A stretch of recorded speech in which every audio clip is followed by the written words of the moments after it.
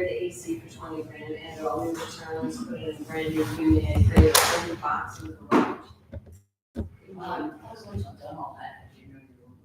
Correct. Maybe it's a sign. Okay.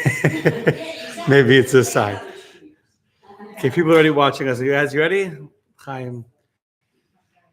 Baruch atah Adonai Eloheinu melech haolam shehakol nihaya b'dvaro. It's a good team, Michelle. Okay. Okay, ready? We got a lot of people watching us. So you have the book. So we're going to do chapter 2 today. Very exciting. Continuing on our journey to keeping kosher. And today we are going to be talking from the farm to the table, which is about not just what kind of, specifically about meat and chicken, a little less, but mainly meat, not just what makes a kosher animal, which we talked about last week. What does an animal need to have? Correct, split hooves and chew its cud. But in addition to that, there's a number of things that need to be done to allow the animal to be considered kosher to be eaten. Side note, kosher, what does kosher mean? You know what the word kosher means? Anyone? The word kosher, what does the word kosher actually mean? Close. Kosher means, I can see the chat if anyone's watching. Kosher means prepared. Like ready. It's ready to eat. And so when you say something is kosher, it means that it's mukhshar. It's prepared, it's ready to go. Anyway, so what we're going to talk about today is how even though it's a kosher animal, it's a kosher calf, kosher cow, kosher lamb, it still needs to go through a number of steps to be kosher and ready to eat. The first thing I'm going to talk about, which is the first key term that you're going to learn on page, you have page numbers in your book? You're on the same book. Page 27 is the word shchita. Shchita. That's a word you should remember.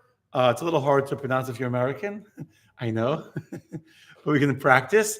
Shchita. Excellent. That's the act of slaughtering the animal according to Jewish law. And the person who does the shchita is called a shochet. Okay, it's the same word. This is the person doing shchita is the shochet. Got it? Yes. I'm not going to read the verses in the Torah about the shchita, but maybe we should actually. You know what? Let me first read the first paragraph on page 29, and then we'll go back. What is the definition of shchita?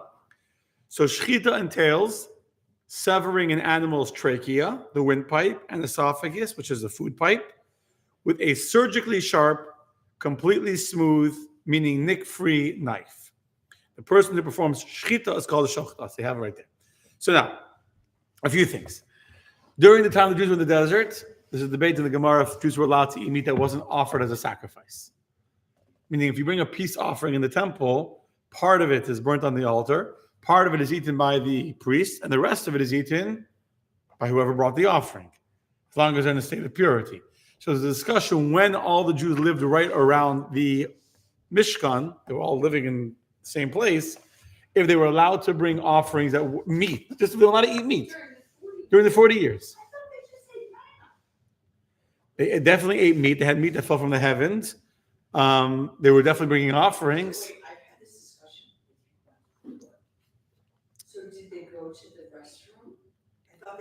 They didn't go to the, but the meat would even go to the restroom. That's a good question. It's a very good question. I don't know. You have to face a certain direction whenever you're using the restroom. You know, that's the time, specifically the 40 years. That is a good question. You told me that the use of the restrooms was for before the manna started falling when they brought the food from Egypt.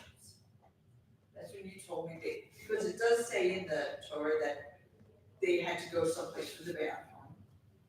And because they get into these odd conversations with people. Okay, so this question would only be according to one opinion. The question is if the people that ate manna in the desert, we know that when the Jews ate manna, there was no need to go to the restroom because the manna was perfect. There was no waste. There was no unnecessary stuff, as opposed to the food we eat today that has all kinds of, aside from the nutrients and the vitamins and whatever's in the food, there's also waste in the food that our body has to extract the good stuff and get rid of the rest.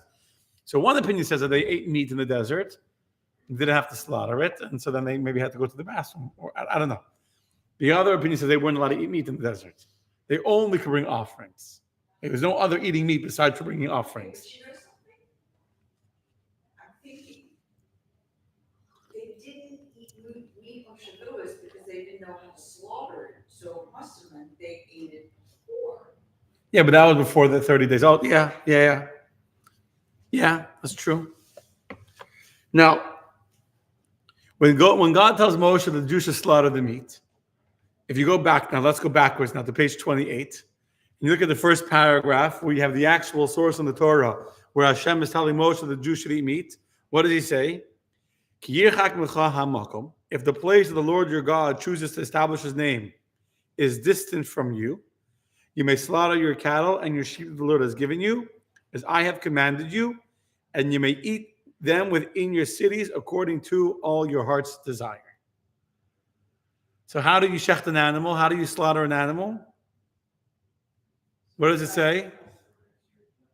Yeah, but what does it say in the actual text of the actual Chumash? In the actual text of God speaking to Moses, what's the instruction? How do you slaughter an animal? As I have commanded you. That's the only time in the Torah, in the written text of the Torah, where we have a command of slaughtering an animal. I mean, many times the Torah says to slaughter offerings, but the only time in the Torah it says, how do you slaughter an animal? As I have shown you. But there's nowhere in the Torah where we actually find any description of what God showed Moses. This is one of the most clear and absolute proofs that when God gave Moses the written Torah, simultaneously, not just that he also gave an oral Torah, simultaneously, as God was telling Moses to write these words, God was giving explanation and additional commentary and instructions and directions together with the words that were being written down. Okay. And so that's something very, very interesting. Okay, that's what he says over here. Now, let's go to the next page. Let's go to page 30. Numerous laws govern the shechita process, including the requirement for the shechita knife, the frequency with which the shochet must examine the knife to ensure it is free of nicks, various mistakes in the procedure that disqualify the shechita, and how the shochet must examine the slaughtered animal to ensure the shechita was performed successfully. So you're going to have a few things there. Number one, you have the knife. Number two, how to check the knife. What could happen during the act of the shechita that can disqualify the process. And then how to check the animal after post-shechita to make sure that it's a kosher animal, the shechita was done properly. Okay, that's four things the shochet needs to know. Four general things he needs to know. The meat of an animal that did not have shechita performed on it, either because it died naturally or because it was killed by other means, is biblically prohibited. So the Torah does not allow you to eat the meat of an animal that was not slaughtered according to Jewish law. Only animals and fowl require shechita. In contrast, fish and locusts do not require shechita. Okay, so this is the first set of laws we're going to talk about very briefly tonight, which is the shechting of the animal to be kosher according to Jewish law. And when I was learning smicha, and I was learning the laws of becoming a rabbi, I had a roommate who, in addition to learning the laws for the test to be a rabbi, was also learning to become a shochet. On the side, he was learning those laws, and he was practicing and getting trained, and he actually had a shechita knife, which is a unique knife, and he had a long knife, and he would practice. One of the arts when you get tested to get your certificate that you're allowed to be a shochet, so you need to practice in front of someone, you need to watch me, and then you need to do it yourself. They test you. You go to an Arab market or whatever, and he was in New Jersey. Go find a place, a farm where they're going to kill the animals anyway, and they let you kill them when they don't care about it being kosher or not. And you have to have a knife, and you have to sharpen your own knife and give it to the rabbi testing you to have him examine the knife. And the way you examine the knife, I should have, let's just say here's a pencil. Let's just pretend this is the knife. So they rub their finger, their nail, but not their actual skin, the nail. So they rub their nail along the entire length of the knife back and forth to feel, not just you look at, it looks pretty straight. With your nail, you'll feel there's even a little nick where it's not 100% smooth. It's not going to be kosher. So there's a whole art. how to sharpen the knife, how to get it perfect.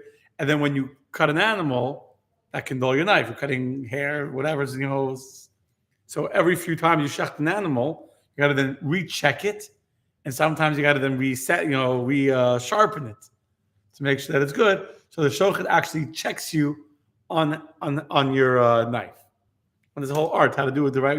Can't over sharpen it either, because then you might, if you do it too much, you can make a nick. So you have to know exactly how to do it. Well, I remember my room in our dorm room. He was sitting there with his knife, sharpening his butcher knife. Very creepy. I knew he was a pretty harmless guy, saying, "Okay, you wouldn't enjoy that in your bedroom, having a guy sharpening a knife." But that's part of my experience. He was definitely sharpening his knife and practicing with it and all that. Because the rabbi that came to test us, he also tested him on the shechit at the same time. Okay. Now, so if any animal is not shechted properly, and you need to have, technically by law, anyone's allowed to do a shechita. You don't need to be a rabbi or be trained, but there's all these laws that you need to know. It's a lot of laws. How to make the knife, how to make sure the process was done right. You can't stop in the middle. Yeah.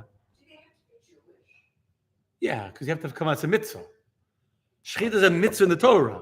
And you need to make a blessing. So it has to be a Jew. Yeah. Has to be a Jew. He's making a blessing. How could a non-Jew make a blessing on the mitzvah? Yeah. It's a mitzvah. Shechting an animal is a commandment in the Torah. So there's many laws of shehiyah and I'm not going to go through all the laws of how to shecht an animal and make sure you can't put pressure on the neck of the animal when here's a knife. When you shecht, let's say this is the neck of the animal, whatever, you can't put pressure. Has to be a cutting movement. It can't be like a axe kind of movement. You can't pause for even a second. When you're going, there has to be a non-stop movement. If you stop for even a second, it's not kosher. If something was in the way. Many different laws that you have to know. So you need to have someone trained properly who knows all these laws and knows how to do it in the right, proper way. Okay. Now, fish and locusts, if you can eat locusts, do not require shechita. A fish, you take it out of the water, it dies. It's kosher. So as long as a fish has fins and scales, it's kosher. Then you have to make sure you buy a fish that has fins and scales. You can't make sure the skin is there. I didn't talk about it last week. We'll have it in a later class. But you have to buy something that has fins and scales, but that's it. You don't need a... Okay. Some locusts you can eat. Locusts, that we have a tradition. I remember when I was in China, there's another gory story. Even worse than my roommate sharpening his knife. When I was in China for a week and a half between Rosh Hashanah and Kippur, the year before I got married. So I remember the Rabbi Greenberg, who's a rabbi there, is telling me he has a restaurant in the Chabad house. So getting kosher meat is very, very hard. But so they have a lot of fish. He remembers he found a guy who would bring fish right to his house or to the restaurant live, like in a thing. So you can choose only the ones you wanted. Because it's very hard to explain kosher fish, not kosher fish. He would choose the fish, and they would fillet for him in his kitchen with his knives. Right? So anyway, the first time, the guy comes with this big, like a truck full of live fish. Like in a massive, massive kind of bucket of some kind. The guy starts taking out the fish. He takes this fish. He watches the guy takes out the fish. It's a live fish. He starts filleting the fish alive. He freaked out. Like, what are you doing? Kill the fish first. He was like screaming at him. Like, he went himself, like, hit the fish and like to kill the fish. The guy, they don't like him wait for him to die. They start filleting the fish. So, yeah. But I don't know if that's allowed. But and then once it dies, then you're allowed to eat it. Okay. Now, that's regarding the shechita. That's the first thing we do to make sure the animal's kosher. Then comes step number 2. Step number 2 is making sure the animal is not a treifa. What's a treifa? Let's keep on reading. Section 2. Halacha recognizes a specific set of physical defects that will cause an animal or bird to die within a year, such as tears or holes in the internal organs. An animal that bears one of these injuries is called a treifa.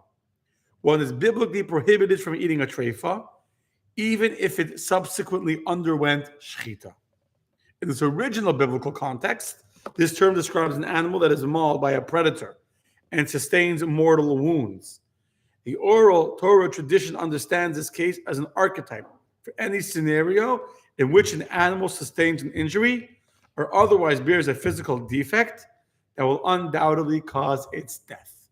So here you have word number 2 that you're going to learn tonight, which is the word treifa or treif. Okay?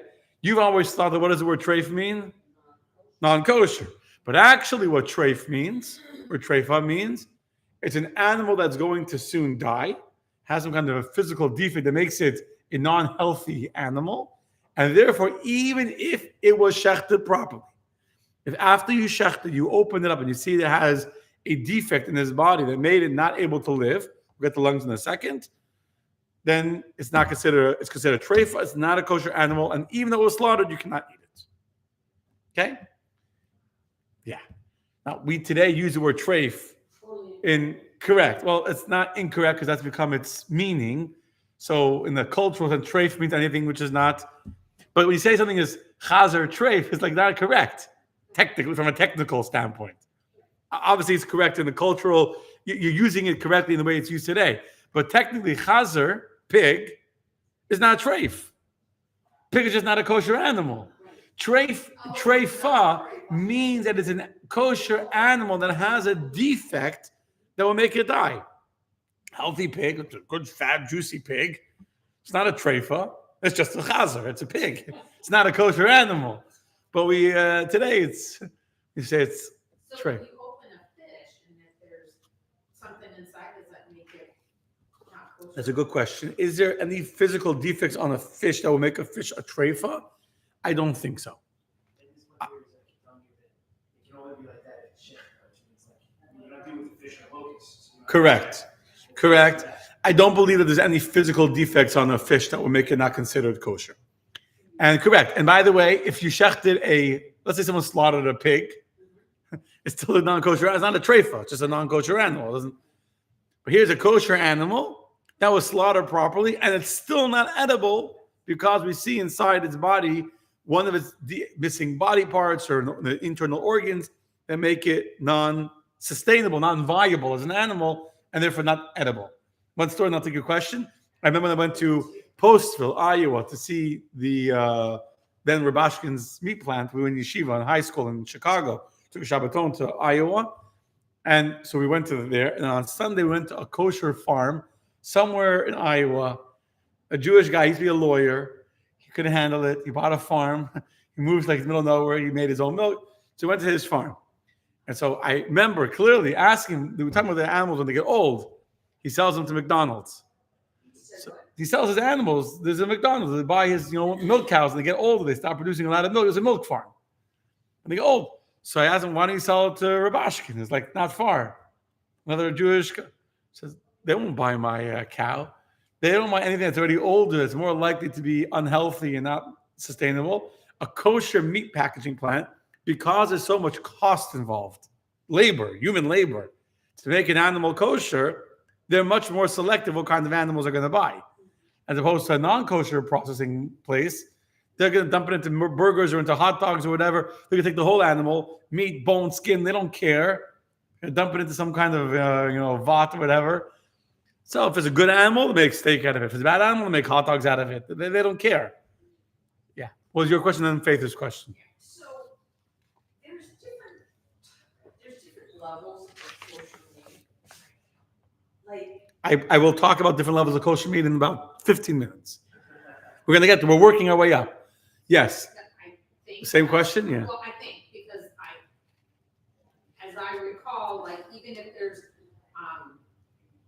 stuff wrong inside, it's still kosher, but it's not glatt kosher. We're going to talk about glatt kosher in 3 minutes or 5 minutes. 3 minutes.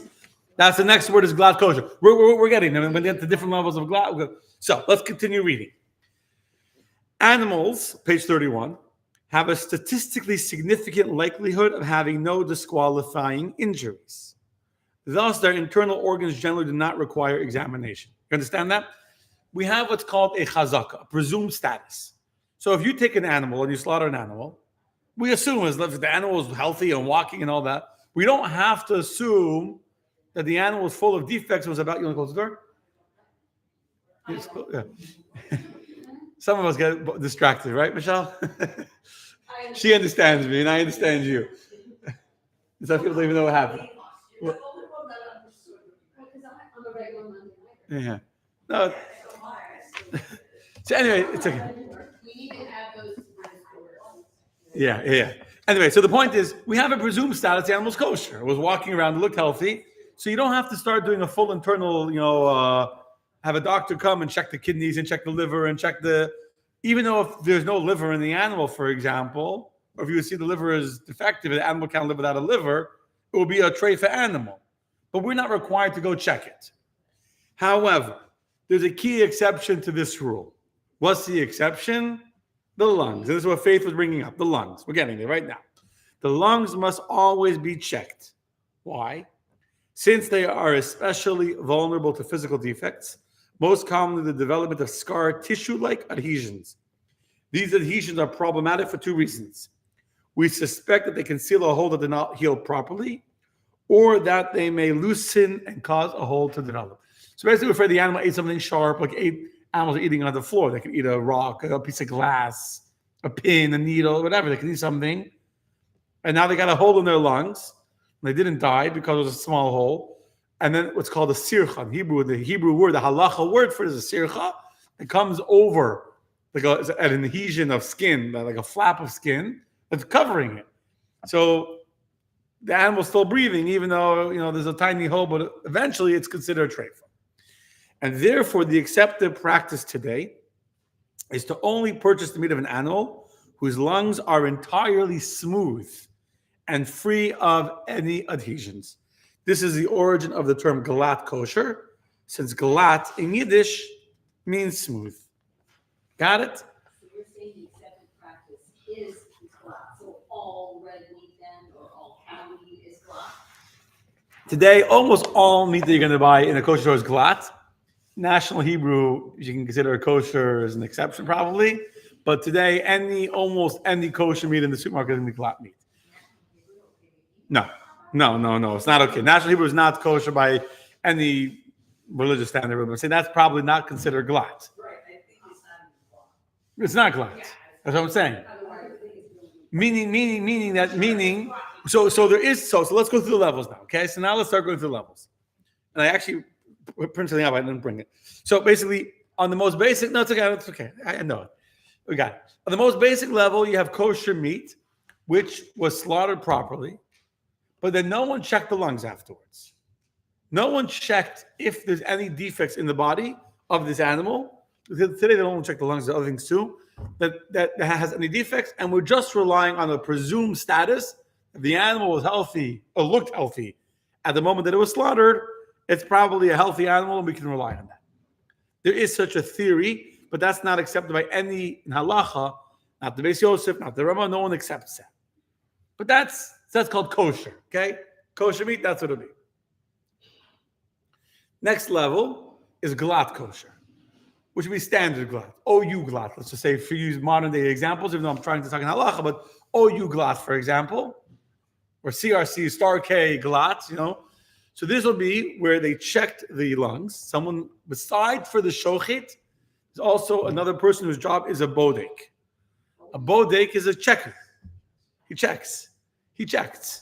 And they check a few different things. They're not only the lungs is the most complicated, the biggest. They blow it up with air, and they look and they see, are the lungs smooth or not? And that's what the word glat means. Smooth. Is it smooth? Now, there's another level called Beit Yosef. Beit Yosef, you heard that, right? You've heard that. You see it in the store. And now in South Florida become a big thing. Beit Yosef meat is starting the community is grown. I'm going to explain what that is right now. So Beit Yosef is a higher standard than regular glat. It's a step up. Why is it a step up? So in Shulchan Aruch, in the Code of Jewish Law, again, I'm going to make it simple. There's a lot of detail, but the basic idea, just so you understand what these different things mean. When you go to the store and see Beit Yosef, you know what it means. In Shulchan Aruch, the Code of Jewish Law, you have the main text is written by Rabbi Yosef Cairo.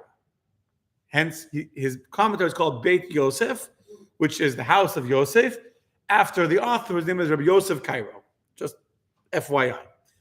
Now, Rabbi Yosef Cairo, he lived in Egypt, he lived in Morocco, in Arab countries, generally where food was more available, not so scarce. As opposed to Rav Moshe Isserlish, or the Ramah, which is the main Ashkenazi rabbi, who put additions. Let me give you a 2-minute background.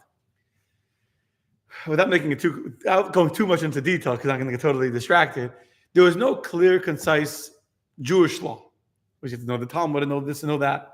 So at the same time in history, we're going back to about the 1500s. Rabbi Yosef Cairo, living in Egypt, if I'm not mistaken, he was living in Tzfat. He moved to Egypt. Morocco. He was definitely living in Israel at some point. But he went to Egypt. I think it was in Egypt, if I'm not mistaken. I may be wrong. Wrote a Shulchan Aruch, a code of Jewish law.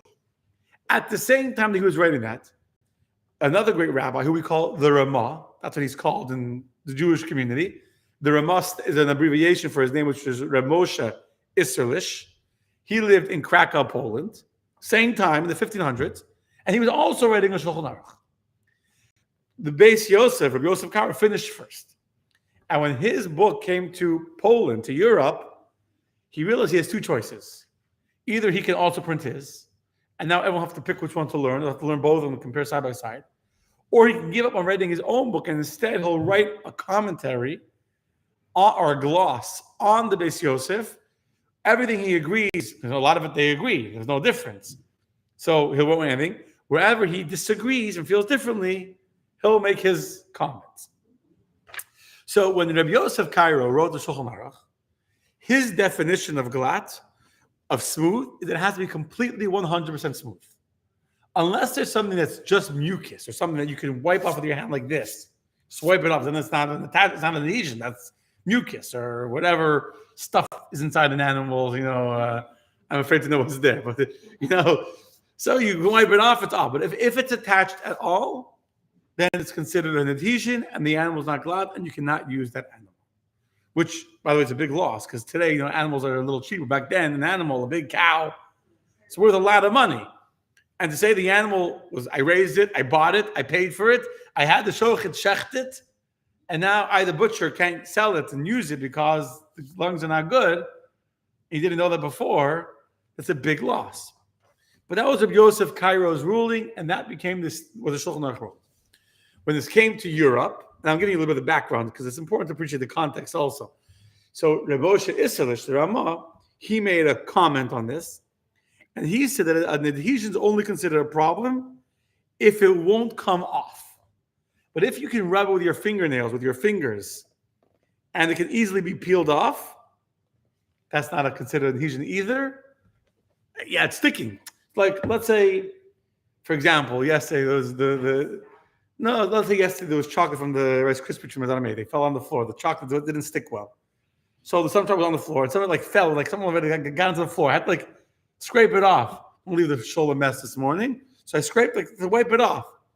So it didn't come off just like this, but it's still not part of the floor. It didn't adhere, what I'm saying? It's separate. So am I right? As long as you can, with your hands, easily remove it, you can peel it, it's still not considered an adhesion. Only if it's grown into it, that's blocking the hole. Then we're afraid that maybe there's a hole, something that you can't. Okay. So the Ramah's standard of glat is much more lenient than the Beit Yosef's. Beit Yosef says it has to be completely smooth. And the Ramah says things that you can take off with your hands are not considered adhesion. If you can take it off easily, you can just peel it off with your nails. Just peel it right off.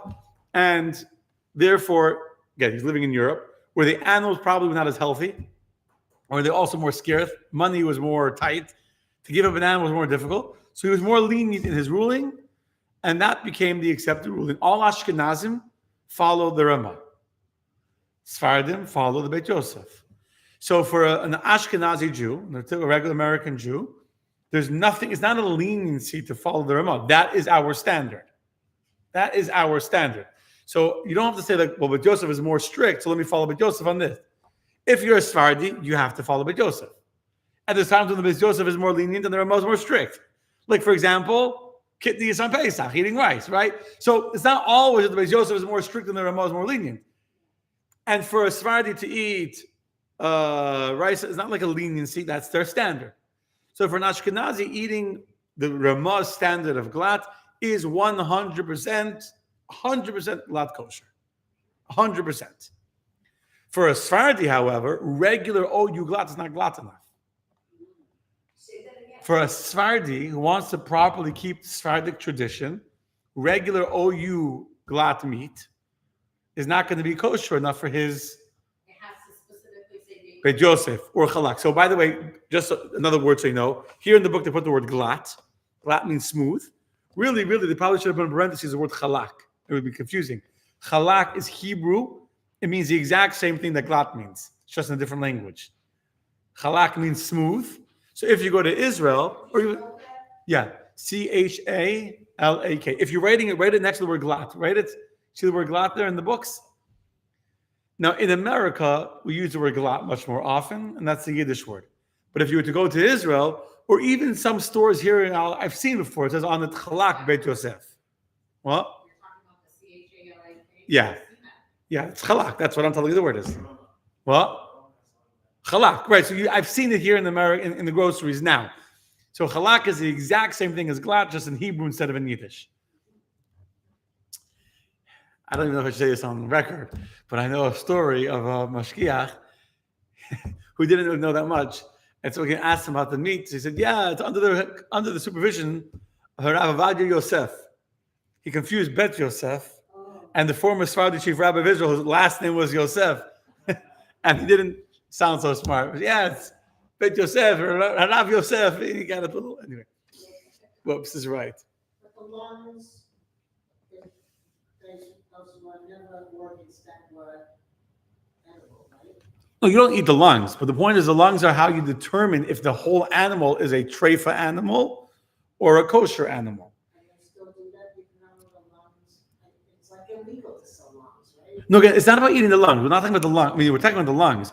But the point is the whole animal, if the lungs have a hole in them, the whole entire animal has to be sold to a non-Jew. And they still inspect the lung even though they know it's just garbage.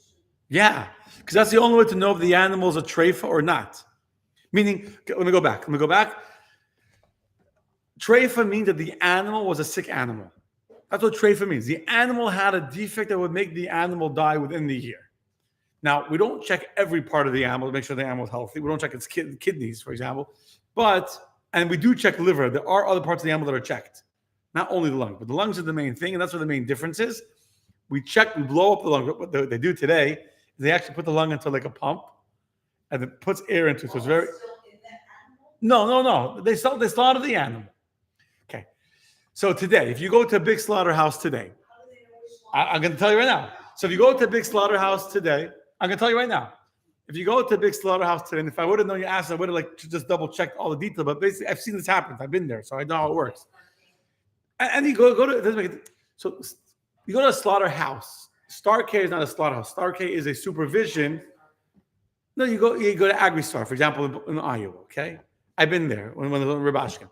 So the animal comes. They do, let's say, 600 animals in a day, 1,000 animals, whatever it is. And it's a lot of animals. You don't realize how big an animal is.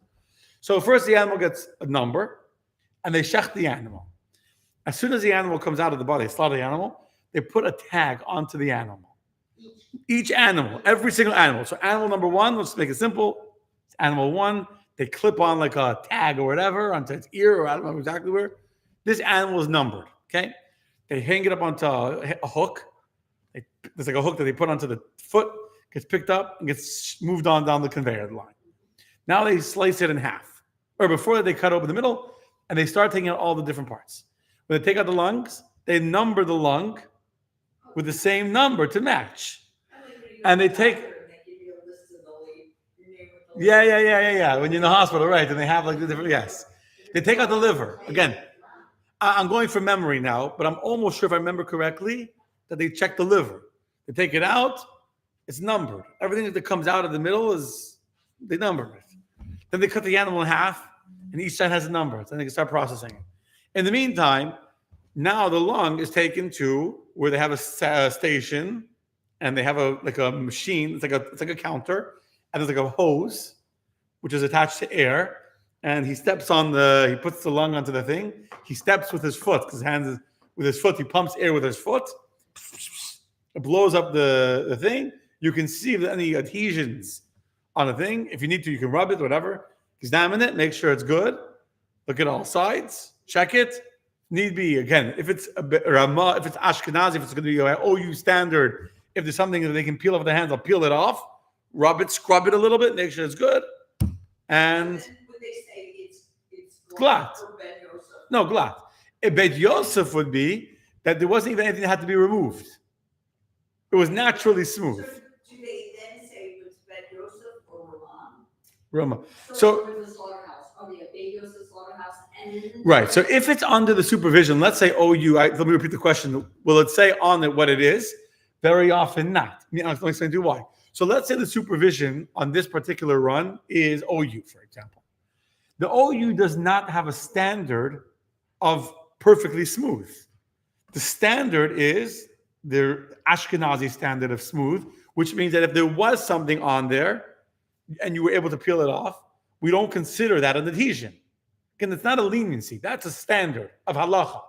What's considered an adhesion? According to the Ramah, if it comes off easily, then it's not considered, even though it's sticking to it, it's not considered an adhesion, so it's not there. If they're So- doing a run for Beit Yosef and they run into one, they take off, they say, oh, we're gonna push this over to the other side. Yeah, they could if they have a way of organizing it. But the point is, OU is not going to keep track of which one was already smooth to begin with and which one there was a piece that they peeled off. Because it's this, as long as it meets our standard, it meets our standard. For the Ramah. Have to be completely smooth. And by the way, today, not that these animals are healthy, which is why many Sephardim are lenient on, really Sephardim should not be lenient. But I was actually reading, I was doing a little extra homework research that's in the book. So a Sephardi, Rav Avadia Yosef, was a big proponent of convincing Sephardim to reclaim the crown of Sephardi Judaism, which for hundreds of years kind of got like on the side, and Ashkenazim kind of like defined halacha. And he made a big push that people, Sephardim, should only eat Bet Yosef, not rely on the mainstream standard of hashgacha in America, etc. However, he himself rules that if a Sephardi goes to a simcha, let's say they come to shul on Shabbos, they go to, you invite them to your home for to eat. You invite, then in that situation, if they're ready there, or they went for a happy occasion, they could eat the Ashkenazi standard of shechita. Why? Because there's a sveika, and I don't make it too complicated. There's two doubts. One is if it's even, because when they ruled, when it says OU on it or whatever, it's very possible that particular lung was perfectly smooth.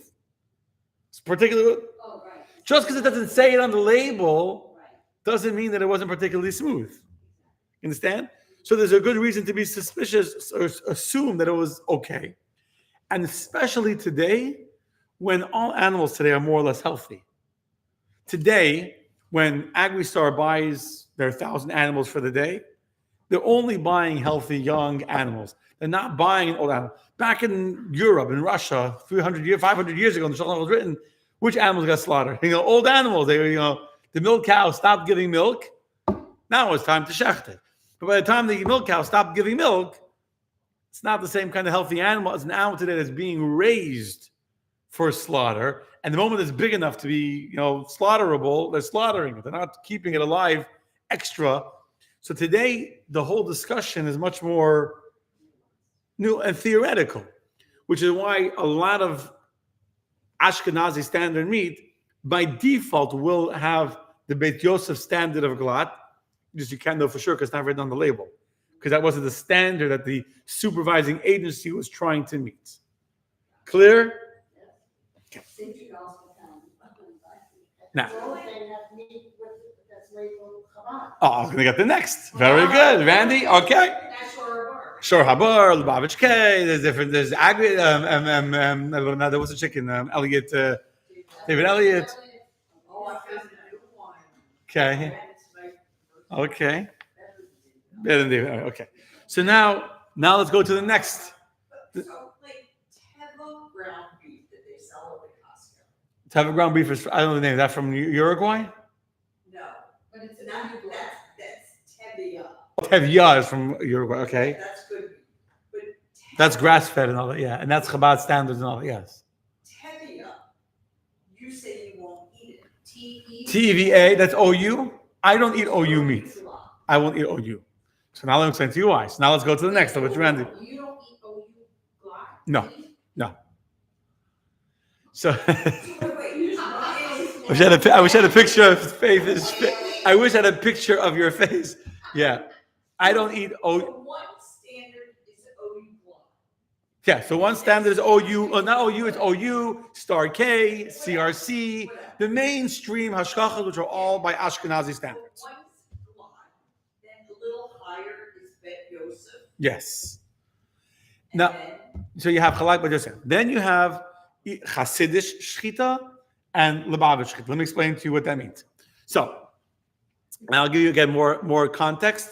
so the next level would be Well, there's two levels, but the difference between them, in my opinion, is extremely minute.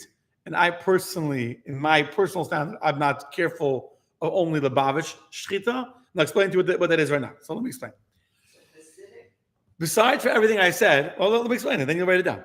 So besides for the laws that we talked about, that it has to be shechted, the guy has to know how to sharpen the knife, and has to know how to do the act without pausing his hand, and to know if he paused, and know if he put any pressure, or it was only a back and forth movement. There's also a desire from people to have a shochet that is a God-fearing Yireh Shamayim, a God-fearing person who maintains a high personal standard of kashrus. In fact, back in the olden days when there was big fights, if you will, between the Misnagdim and the Hasidim and the Litvish community, in the Hasidic world, and the Rebbe said, it's more important that the shochet should be a Hasid than that the rabbi should be a Hasid. So if Hasidim living in the city had a choice between having a Hasidic rabbi who would rule according to Hasidim, but the shochet would be a Litvish, not a Hasid, or having a shochet who's a chassid, and the rabbi, not better to have the shochet as a chassid than the rabbi. Yeah, So that's how. Let me finish. Give me 1 minute. So meaning, what we care about is not just the laws, the standard of the agency. We want to know that the shochet is a God-fearing person. In a chassidish shchita, which would be tartika or satmar, the whole bunch. Every single shochet is going to have a full beard, without touching their beard, will go to the mikvah before they do shechita. They go to mikvah every single day. And in Chabad, also they learn some Hasidus before davening, that they learn Hasidic philosophy beside when they daven. So there's a higher standard, not so much in halacha. I do not want to make it imply that OU shochet doesn't know the halacha. But you can have an OU shochet who's clean shaven, who doesn't go to the mikvah, and I don't eat the meat of a shochet that didn't go to the mikveh before the shechita and doesn't have a full beard. So that's my personal standard. Of course. Well, You can't trust, if he's not Shomer Shabbos, how are you going to trust him that he shechted the meat properly? Of course. But I mean, you can be clean shaven to be a very religious, properly observing Shabbat Jew. You don't have to have a beard to keep Shabbat. But for me to feel comfortable, in addition to that, it used to be the custom that you only ate the meat of a shochet that you knew personally. Now today that doesn't work anymore, because today we live in a time where you don't know your meat's coming from Uruguay or from Postville or from wherever, from Montreal, you know what I'm saying?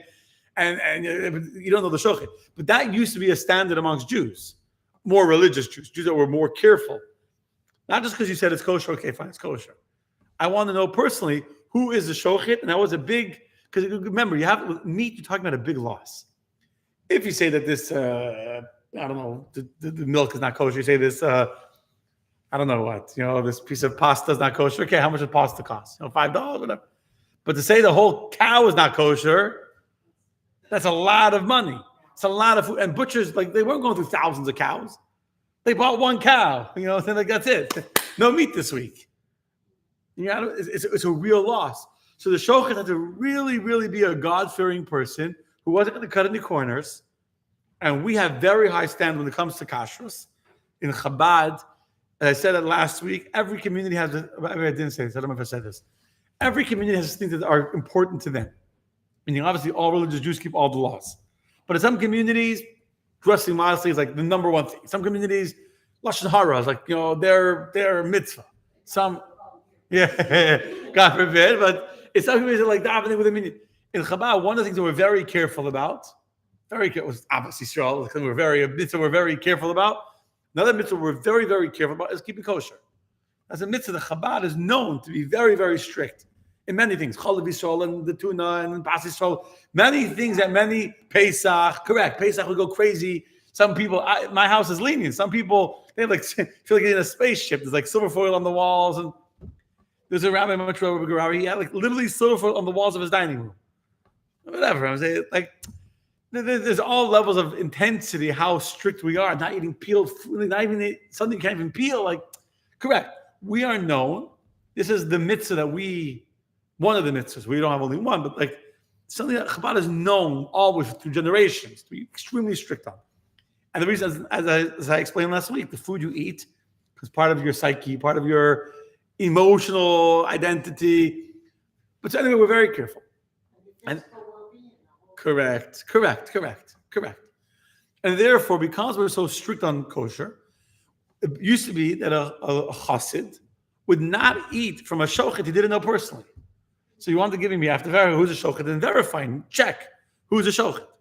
Now today again, you can't really do that. You can't go find out from the store. You're going to Rome or wherever. You can't find out who is a shochet. Like, it's not possible. But so now what we rely on is the agency giving the hechsher. We want to make sure who is the certifying rabbi or certifying standard anyway, because not one rabbi. Who is the base and who's the vad, who's the group certifying this meat? And so many chassidim will only eat from a hechsher when it comes to meat, although I'll trust OU when it comes to orange juice or it comes to, whatever. When it comes to meat, which is shechita and so many laws, I don't want a massive, massive corporation that's known to have many leniencies and many standards, and where they're doing mass, the number of cows being shechted per hour, and how many people are in some chassidish in Postville.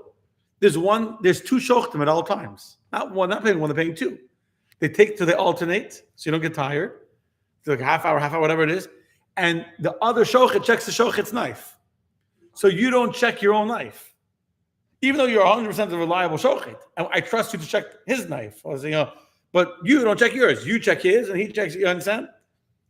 So it's there's a lot of other additional chumras and stringency that are put into place to maintain a higher standard, to limit the number of cows being processed per hour, to have two shochtim working together, which is double the money, but it's much more oversight, much more protection, and so therefore many chassidim will only eat lebavich shchita not because they know the shochet, but they trust the agency, they trust the CHK, the supervision, that has many additional stringencies that are not required by Jewish law, but to make it. I personally, sure, Habar is Chabad, yeah. So you're saying Hasidic, they're God-fearing, blah, blah, blah, blah, blah. But Lubavitch is all that. It's Lubavitch. It's exclusively Lubavitch Shochtim. Now, It's all Hasidic plus more. it's exclusive. It's not all Hasidic plus. Yeah, I mean. No, they do everything Hasidic does. Well, so different Hasidic shchitas or groups may have their own unique stringencies. No, what I'm saying is they would also be God-fearing. Correct. And that's why I personally am comfortable eating satmar shchita, even though the whole whatever or tarkita, something which I know is Hasidic shchita, the nurabater. Something is under. If you find a shchita under the nurabater, I don't get the details now because it gets. But if you know it's a Hasidic rav who's known to have a good standard, then I feel comfortable. I know this. It's not mass production. It's not. It's a shochet that has a beard and goes to mikvah.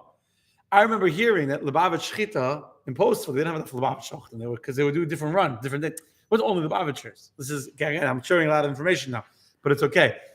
Meaning, so let's say back in the days when I went there. So there was, let's say, 10 shochtim that were living in Iowa. I may be wrong on the exact number. 3 of them were Lubavitchers. The rest were other Hasidic groups. And Lubavitch only did one day every 2 weeks, for example. Understand? So this day is going to be Lubavitch. This day is going to be under a different agency. If different agencies will come in, different Hasidic groups that will come in for 2 days. They do their run with their stamp, their oversight, their additional stringencies, their additional oversight. And then, someone else will use a facility. So what were they doing? The non-Lubavitch shoch, they were learning Hasidus. you learn Tanya with them before davening, so they learned Chassidus, so they're like Lubavitchers. It's all the same thing, And today, the standard of many of the Hasidic groups is very high also. So I personally, again, that's my personal standard. So question, Yeah. I'm like trying to picture Shorbar. What texture is on that? That's not. CHK or Lubavitch. Now there's two Chabad Shechita. So Shor HaBar is the name of a company. Right. What you really want to look for, if you want to, is when you say who's the Shechita. So if you go to a restaurant, you have to see the Mashkiach, say who's the Shechita. And he'll tell you, oh, it's from Solomon's, right? Solomon's is the name of a company. Shor HaBar is the name of a company. They want to know who is the rabbi or who's the agency that gave their blessing on it. Okay? So they meet from Uruguay. I know it's on their Facebook. I know who's under. That's from a reliable source. Okay. Anyway, now took a little bit long on that. Now there's another step to a kosher animal. Even if you had a kosher animal and you check the lungs and it's glatt and it's smooth, and you had a Hasidic shochet that went to the mikveh before he did the shechita, and he has a whole beard and he's a righteous, God-fearing man with all the stringencies, you still can't eat that whole animal. Why not? The Torah tells us we need to remove here, let's go read page 33. Another critical step in preparing kosher meat is removing certain forbidden parts of the animal. This requirement stems from two different prohibitions. One, it is forbidden to eat the sciatic nerve, referred to as the gid hanosha. This nerve runs from the top of the leg down to the foot. Number two, we are prohibited from consuming the fats that cover specific organs. These forbidden fats are called chaylev. So you've just been introduced to two new words, my friends. Number one is gid hanosha. This is a sciatic nerve that is primarily down the back leg of the animal. You have a little bit of it in the front, but it's primarily in the back. And you have the forbidden fats of the animal that are over the stomach. Here, he says it right here. The gid hanosha prohibition applies to both domesticated and non-domesticated animals, but not to birds. Birds don't have a sciatic nerve. In contrast, the chaylev, the forbidden fats that are over the stomach and over the kidneys in certain parts of the animal, not all fat is forbidden. Let me just be clear. Not all fat of a meat is forbidden. It's only the fat of the stomach and the kidneys and like the diaphragm or something. Only the chaylev of cows, sheep, and goats is forbidden, whereas that of non-domesticated animals and of all birds is permitted. Let me explain and then I'll take questions. Okay. Why is gid hanosha forbidden? Gid hanosha, which is a sciatic nerve, is actually forbidden because in next week's Torah reading, we're going to read how Jacob had a wrestling match with the angel. And when the angel was fighting with him, he dislocated Jacob's back, his hip. He was limping after that. So to remember how God saved Yaakov from the angel, we don't eat the gid hanosha, that vein. Okay. So we have to remove it. Problem is, how do you remove it? We're going to get to that in a second. That's Nick, okay? I'm jumping ahead. Oh, wait 1 second. Let me first explain what is chaylev. Chaylev is the forbidden fats. Why are fats forbidden? Again, not all fat of a cow is forbidden. You can eat fat and have, you see the brisket, the pastrami we serve on Shabbos, right? It's a lot of fat in there. Lots of it. That's why it's so juicy and so flavorful. It's the fat that gives it all the flavor. So in the times of the temple, the fats of the animal, there were certain fats around the stomach and around in the intestines that were offered up on the altar. It's specifically, so therefore, because these fats, which surround the stomach, which surround the kidneys and go along the sides of the waist, were offered on the altar, we are not allowed to eat those off the altar in our own thing. Now, what kind of animals were allowed to be offered as offerings on the temple? Only domesticated animals. You were not allowed to offer a deer as an offering on the Mizbeach or a gazelle. So therefore, in a deer, in a wild animal, not domesticated, the fats are not forbidden because there's no forbidden fat on a non-domesticated animal. But the gid hanosha, the sciatic nerve, that's by all animals.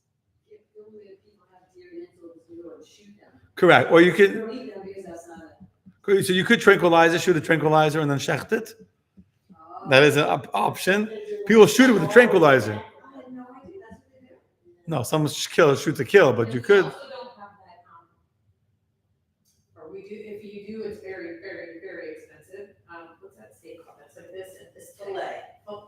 No, filet mignon. Filet mignon. I'm gonna get to one second. That's the closest That's from the back of the animal. Yeah. That's from the back of the animal. There's a guy in Miami that does it, very $95 Yeah, an $95. I'm gonna get to that. Why we don't normally have it here. Under what hashkacha does he do it under?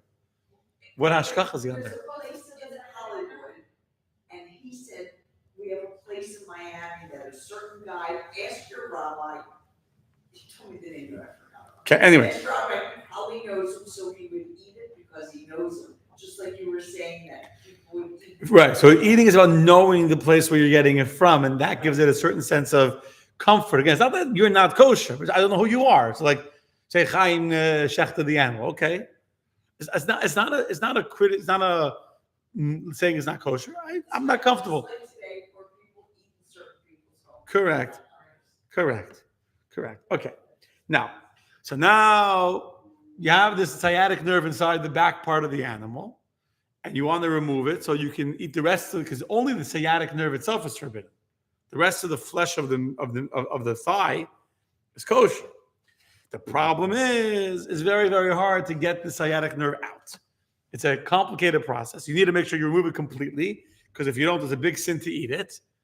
And to pay a rabbi to sit and to cut open the thing and to remove the nerve, which we're going to read right now, is along the whole nerve, not just the main part of it. It goes on the whole leg. It's a lot of labor. The cost of doing that comes expensive, which is why Marsha says, a rabbi now in Miami, I didn't know this, who's selling filet mignon, which filet mignon you're not going to find in any restaurant, real anyway, kosher filet mignon, behind the quarter of the nerve. And the no agency that I know of gives shachat to remove it. If I'm also not mistaken, when we went to Israel years ago, Marsha and Carol, Allah Shalom, wanted to take me to go get some kosher filet mignon. It's in Israel, there are places that do it, but it's only by Bet Yosef standards. It's only by Bet Yosef standards. It's not by what? They charge too much probably to do it. So maybe No, it was a fancy restaurant. No, Bet Yosef has different standards for the nicker also, maybe. So I'm not an expert on what's exactly nicker or not, but it seems like only Bet Yosef standards, in Israel, where they do it, they only do it by the standards of Bet Yosef. Again, Bet Yosef is not always more strict or more lenient. It's just a different standard. And whatever your standard is, that's your standard. And that's how halacha works. It's not about more or less. It's about being consistent by whatever path you take, consistently following the path that you are on. So wait, so the filet mignon was Bet Yosef, so you wouldn't eat it? Then in that restaurant, yeah, Yeah, I don't remember. I don't remember if you ate it or didn't eat it. no, I don't think we went there in the end. But it's like when you were just explaining this 10 minutes ago, it seemed like that Yosef was even a little more strict than that. That's it. More strict regarding galat. But just because it had a more strict standard regarding galat doesn't mean regarding nicker, regarding the removing of the sciatic nerve, that the standard is not different. So I'm trying to say, but Yosef is not more strict across the board. It's not like there's one standard and a higher standard. It's one standard and another standard. It's a different definition. Meaning, but Yosef didn't say, I want to be more strict than the Ramah. Happens to be in this case more strict. But he had one halachic definition of what is considered a sircha, what's considered an adhesion to the lung. Rabbi Moshe Isrosh had a different halachic definition of what is considered an adhesion to the lung. How, if you define an adhesion to the lung as only something stuck to the lung that doesn't come off, and this comes off, then it's not an adhesion. It's not more strict by Rabbi Moshe Isrosh's standard to eat Beit Yosef than to eat his. It's not saying this is b'diavad, if you have no choice, you can eat this. He's not saying that. He's saying that this adhesion that came off with your fingernails is not considered an adhesion according to halacha. That's his halachic standard. So it's not more lenient, it's a different halachic standard. And so when it comes to nicker, I don't want to say exactly what the differences are because I don't know. I didn't research it. It's not so relevant the way Bet Yosef and on Glat is. But Bet Yosef, I believe, is an easier standard, and that's why it's only done today by Bet Yosef standards. Okay? So today, what do they do today? Today, although the letter of the law permits nikkur on the hindquarters are performed by an expert, again, the costs don't make it, business smart. And therefore today in America, the whole hind quarter of the cow gets sold straight to a non-kosher buyer. You know, in Agrisar, there's not one part of the animal that's not sold. Everything. The skull is sold, the feet are sold, the blood is sold, everything is sold. Yeah. One of my aunts in Israel, she was in the booth that was like the house of like, processing stuff. Yeah. For all the restaurants and all the kosher food in Israel. They actually sell the back half of the cow to the West Bank and to the Gaza. Right. So there you go. The whole back of the cow, that's how what Adam was saying. Whereas antis, they do it in their kibbutz. The front half, they shecht it, they clean it, they work. The back half, bam. Just sell the whole thing as is, because it's not worth it to do the work that's involved to doing nicker. Okay. That's nicker. And obviously, so that's if you turn to page 36, I'm kind of jumping a little bit because we're already after 9 o'clock over here. So nicker is also required for the 4 quarters. However, it's much simpler, involving only the removal of certain blood vessels and minimal fat. Consequently, nicker on the 4 quarters routinely performed in contemporary slaughterhouses. And again, so in a slaughterhouse, you're not only relying on the agency for the shochet, you're also relying on the agency to make sure they did proper nicker. That's the proper salting. So in a bigger factory, where maybe they have a lesser standard, not just on the shochet, but on how carefully are they making sure that everything was removed. Do you trust that standard or not? Got it? Okay. Now, in addition to all of this, even after you had a kosher animal and you checked the lungs and you shechted it properly, and you checked the lungs and there was glat and there was no treifa, and we're talking, you remove the nicker, you remove the fat, and you remove the sciatic nerve and all that, you still can't eat the meat yet. Why not? You still can't eat the meat.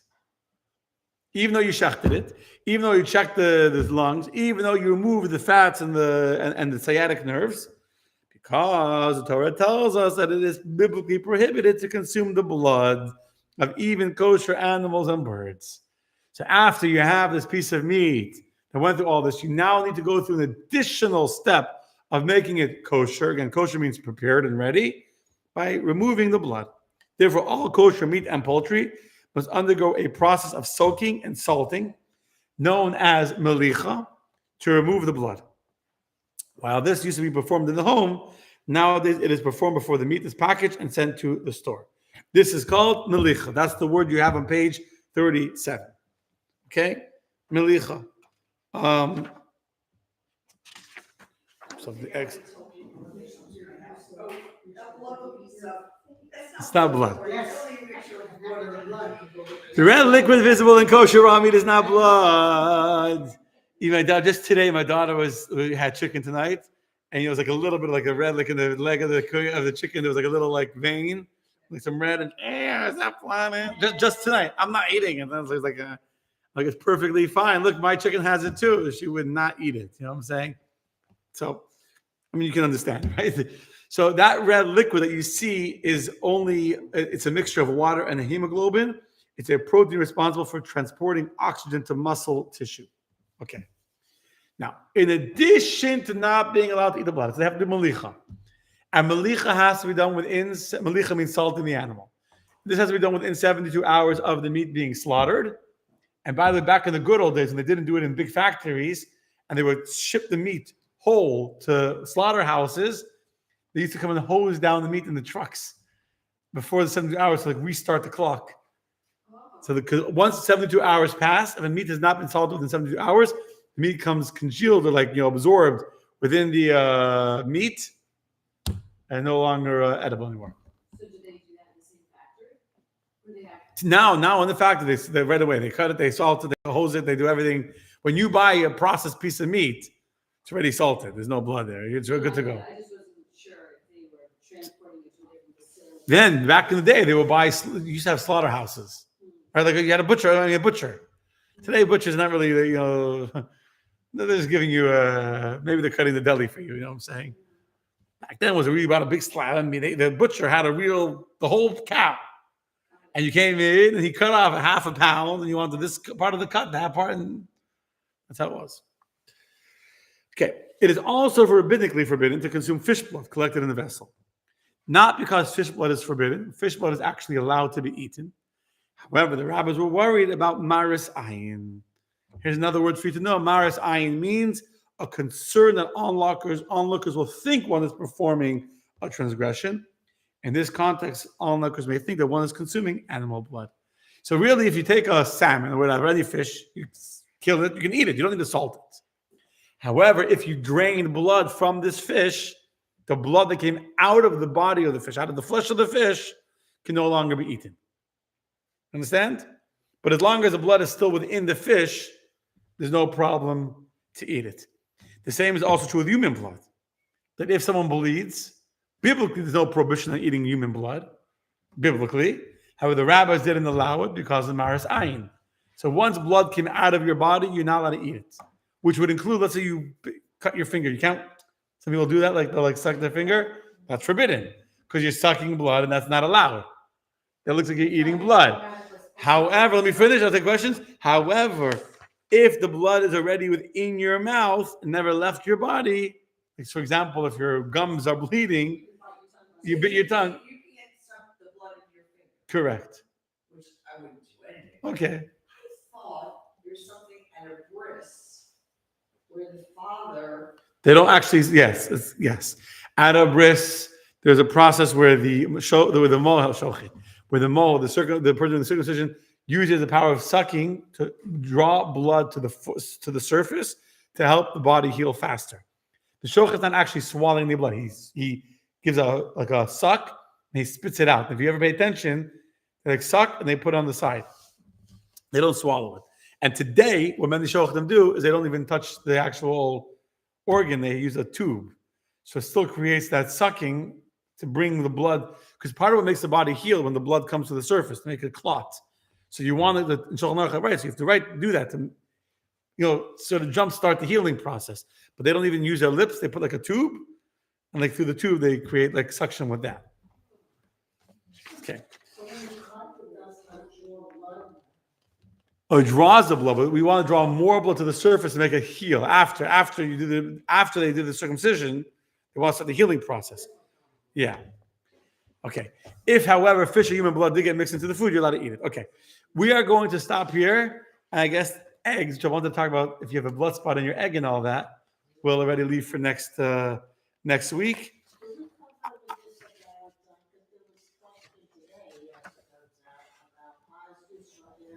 We're going to cover, but we're only in class number 2. If you look at the chapters, the whole chapter on that. Next week, we'll talk about the blood spots and eggs. And today, if there's blood spots and eggs and all that. Must meet, the fish must be alive when it comes out of the water. Okay, Ravit asked a good question. If you find a dead fish in the water, you're allowed to eat it? What do you say? Why do you say no? So a fish doesn't need to be slaughtered in a natural. It doesn't need to be, as long as it's not alive, you can eat it. Well, and you're saying about Germs maybe, if it's getting swollen. If the fish is dead, even if it's floating in the water, you're allowed to eat it. There's no reason why not. As opposed to an animal that would have to be slaughtered according to Jewish law, a dead fish is a dead fish. And meat must be slaughtered in the kosher slaughterhouse. Yeah, absolutely. I mean, the slaughter can happen anywhere, but you need to have a facility that's...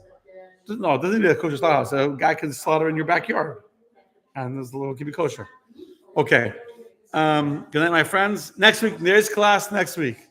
God willing. Next Wednesday, yes.